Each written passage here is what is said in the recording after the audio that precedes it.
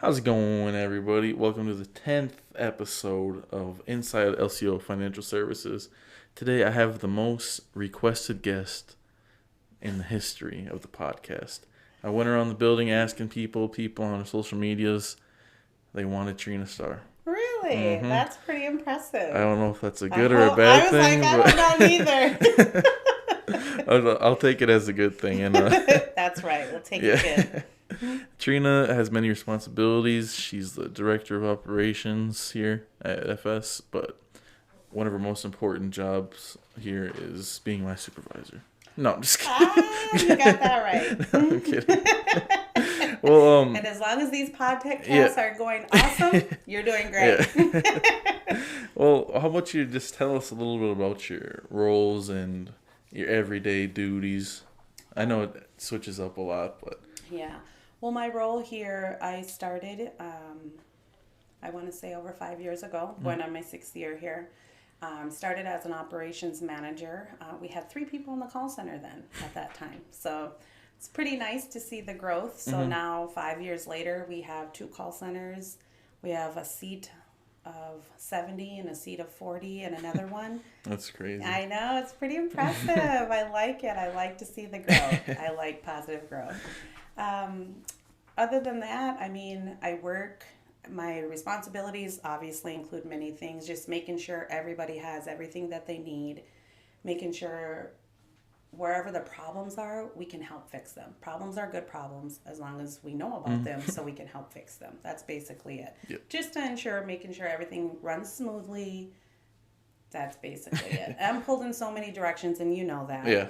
So I know that's pretty hectic day to day for you, but you get it done. That's right. That's right. Do it with a smile and be done with it. Yeah. Well, part of your answer is leading to my second question, which was how has it been for you to see the growth that we've had? Because, like you said, you were there when there was 3 people in a broom closet, and now I like that.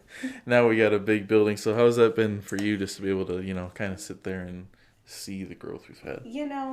Quite honestly, I'm just so impressed and so proud. This is a new business, a new industry to our tribal community and to a lot of tribal communities at that.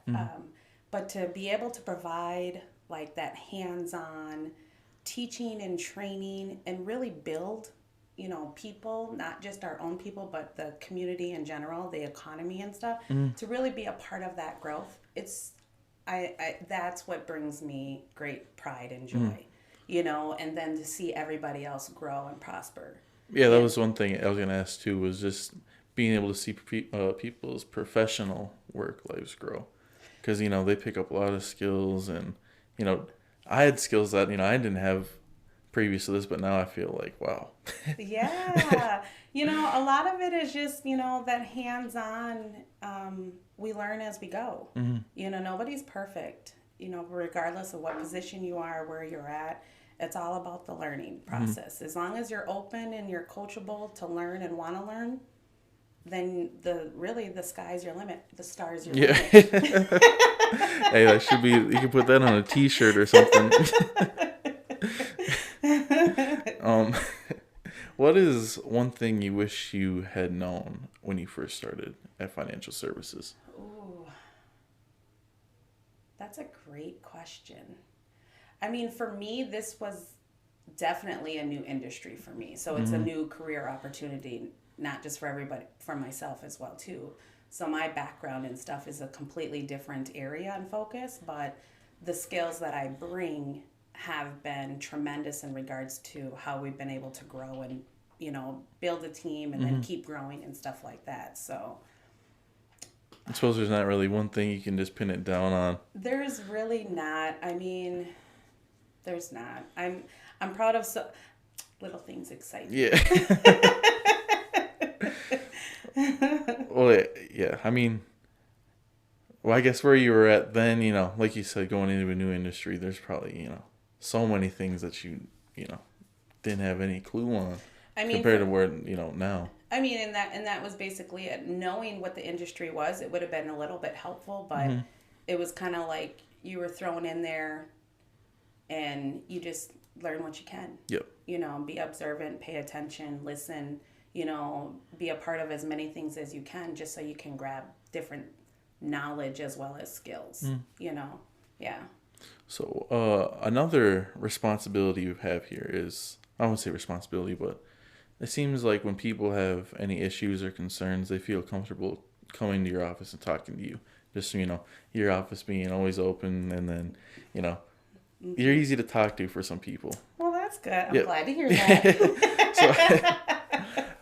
So how do you help employees just stay motivated and in good spirits? My approach personally and professionally is we all have to be productive. We all have our story of where we came from and what obstacles we had to come through in life, but as we're building ourselves, it's just really about being honest and being direct, but being nice about it.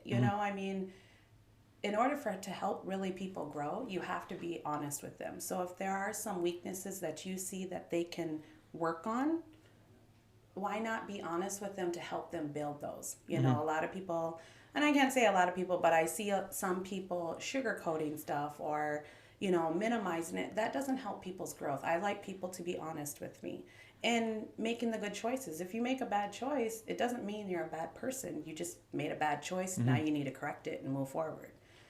So I think a lot of people can appreciate that directness. Yeah. And I appreciate it. I like that. Thank you. And you're doing a really good job. And that's basically it. That's how you build, because the world isn't going to sugarcoat anything for any of us. So in order to help people grow, let's not do a turtle pace. Let's just, these are the things we need to work on. And I'm sure I have a lot of things to work on too.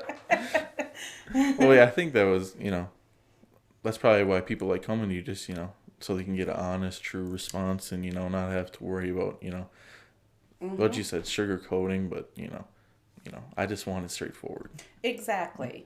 Just tell me what are the things. Okay, let's just work on these areas. Yeah. Mm-hmm.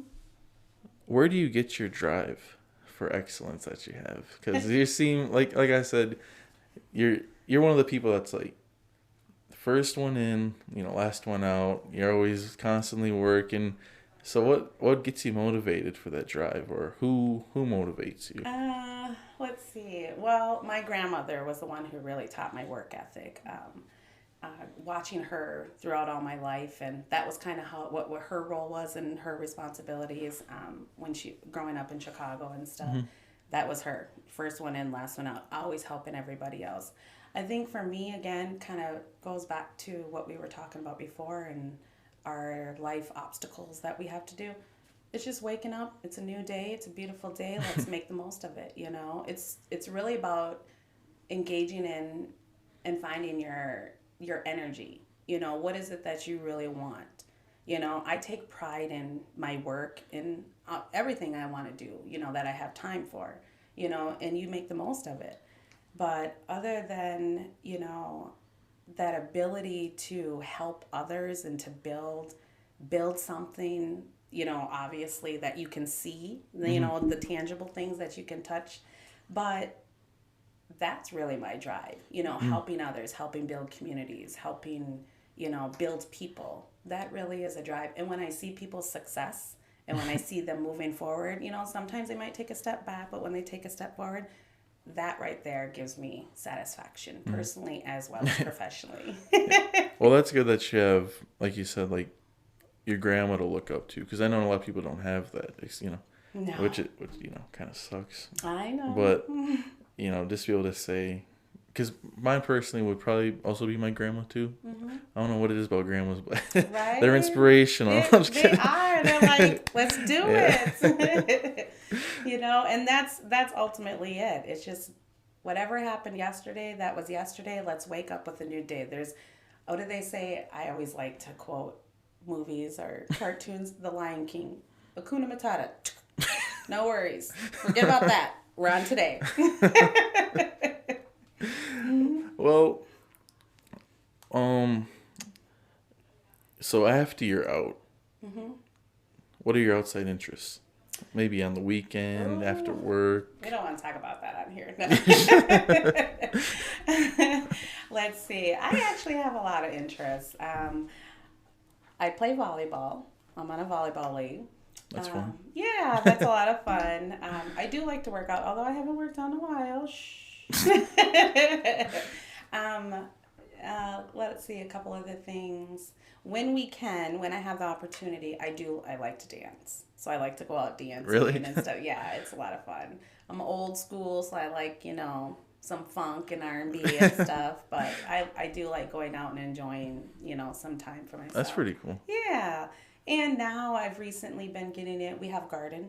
We have 2 gardens now. That's nice. Yeah, so not only do we have vegetables, but we also have flowers. So that definitely keeps me busy during these months. Has that been? Are you new to gardening at all, or Last year, I'm new to gardening. last Yes. year? Mm-hmm. So has it been like kind of a learning experience, or have there been any mess ups at all? Oh, all the time. It's learning lessons every day. Yeah, no, it really is. We learned from last year, even now, just planting stuff. Okay, we're learning again, but there's no sense crying over spilled milk. Yeah. It's like, all right. Well, now you know. Exactly. And that's one thing that, I even taught my son. I mean, you obviously know my wonderful son. But there's just no sense, it's in the past. Let's just move forward. Let's just try new things. And that's basically it. Keep your mind open for new things, new ideas, new ways of doing things. That's it. Do you watch any TV at all? I do when I can. I used to watch it all the time, and then I was like, yep, no, TV's cut off. We got to focus our minds on something else. But every now and then I watch some stuff. I actually don't watch much like Netflix or Hulu really or anything like that. I don't know why, but Yeah, I get in a couple things, but by the time the day's done, I'm too tired. yeah. Well, what I was gonna ask you was maybe I'll ask you all time then. What's your all time favorite TV show? Oh, Lord. All-time favorite TV show. That's probably a hard one to. That really is. You know how old I am?